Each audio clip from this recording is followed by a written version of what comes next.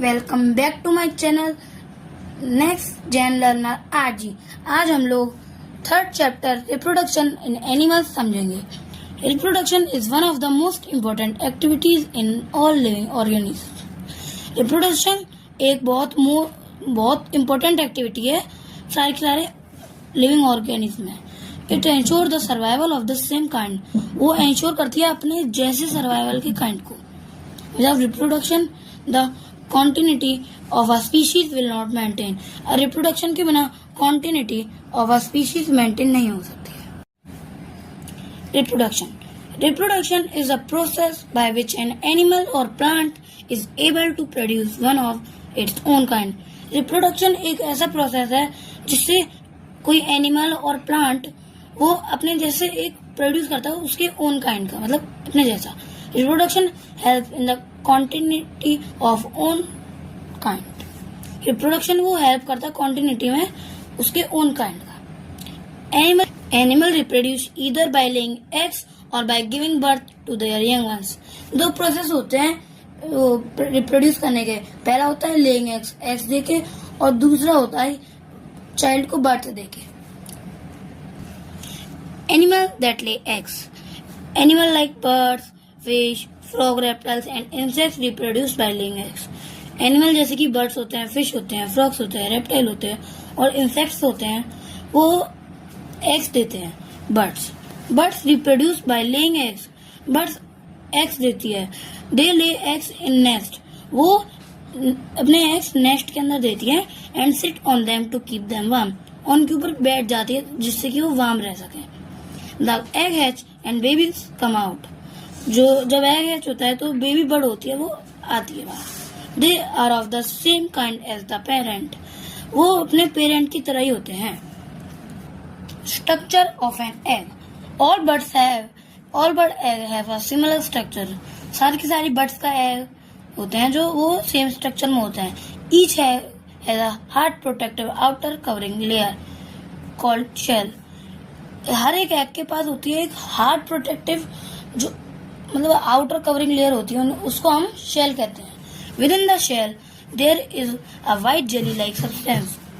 उस शेल के अंदर एक बहुत वाइट जेली जैसा सब्सटेंस होता है, वो बहुत rich in protein called the albumin. उसके अंदर बहुत प्रोटीन होता है, हम उसे एल्ब्यूमिन कहते हैं। In the middle of egg is yolk. Egg के मिडल में यॉक होता है, which is rich in vitamin and minerals. उसके अंदर बहुत सारे विटामिन और मिनरल्स होते हैं। द चिक forms and grow inside the York.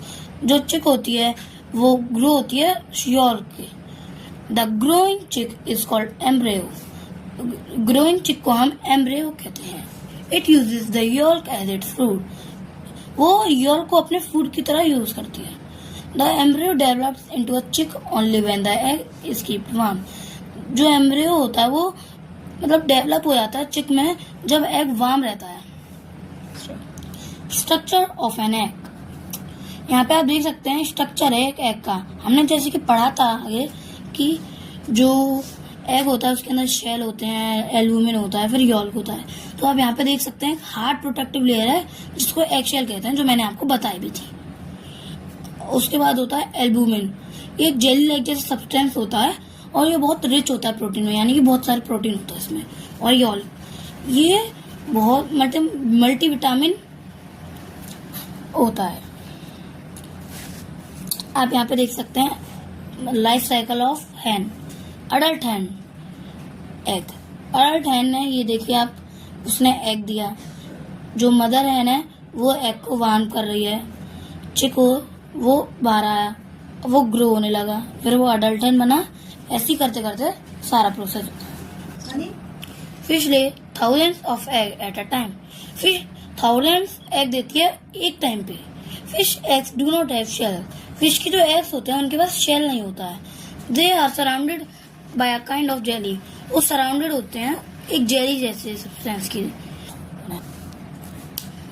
Many eggs and young fish are eaten by other bigger fishes. बहुत सारे एग और यंग फिश होती है, उनको जो बिगर फिश होती है वो खा जाती है। Next para frog. Frog spend a lot of time on land. Frog बहुत सारा टाइम स्पेंड करता है लैंड पे, but they lay their egg in water, but वो अपने एग्स वाटर में देता है। The life cycle of a frog has 4 stages. जो लाइफ साइकिल होता है फ्रॉग का वो 4 स्टेजेस में होता है। The egg cluster of the frog called spawn. Egg cluster frog का जिसे हम स्पॉन कहते हैं। डेवलप्ड इनटू अ टेडपोल, वो धीरे धीरे बदल जाता है, डेवलप हो जाता है टेडपोल में। Then it grows and slowly change into a young frog, और वो धीमे धीमे ग्रो होने लगता है और वो एक यंग फ्रॉग बन जाता है। द लेग्स ग्रो लॉन्गर, जो लेग्स होते हैं वो बड़े हो जाते हैं। And the tail grows shorter, and जो टेल होती है वो शॉर्ट हो जाती है। Then it grows into an adult frog, फिर वो एक अडल्ट फ्रॉग में वो चेंज हो जाता है, विच हैज नो टेल, जिसके पास कोई टेल नहीं होती है। The process of growing into an adult frog from the tadpole is called Metamorphosis.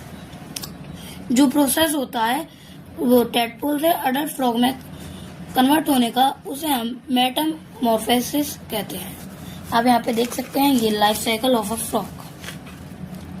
पहले ये एग क्लस्टर, फिर वो टेडपोल में कन्वर्ट हुआ, फिर ये धीमे धीमे करके बड़ा होने लगता है, और फिर ये यंग फ्रॉग में कन्वर्ट होता है, और फिर ये अडल्ट फ्रॉग में कन्वर्ट हो जाता है। ऐसे इनकी पूरी लाइफ साइकिल चलती है। फ्रेंड्स, बाकी के चैप्टर मैं आपको पार्ट 2 में एक्सप्लेन करूंगा। Bye bye, thanks for watching.